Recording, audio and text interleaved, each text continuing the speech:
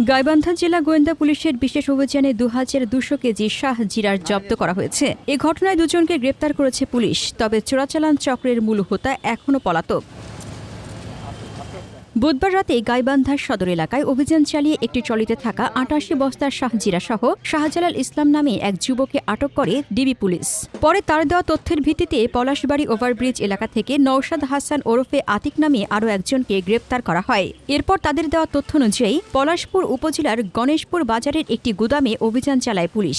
সব মিলিয়ে ৮৮ বস্তায় পাওয়া যায় ২,২০০ কেজি শাহজিরা। পুলিশের হিসাবে জব্দ করা পণ্যের আনুমানিক বাজার মূল্য ১৩,২০,০০০ টাকা। ভারতীয় মার্কাযুক্ত ১০টি খালি বস্তা এবং একটি সেলাই মেশিন চালিত ট্রলিও জব্দ করা হয়। পুলিশের দাবি, প্রাথমিক জিজ্ঞাসাবাদে গ্রেপ্তার দুজন জানিয়েছেন বগুড়ার রাজার বাজার এলাকার শাহিন আলম ওই চোরাচালান চক্রের মূল হোতা। অভিযান চলাকালে তিনি পালিয়ে যান। তাকে গ্রেপ্তারের অভিযান অব্যাহত রয়েছে।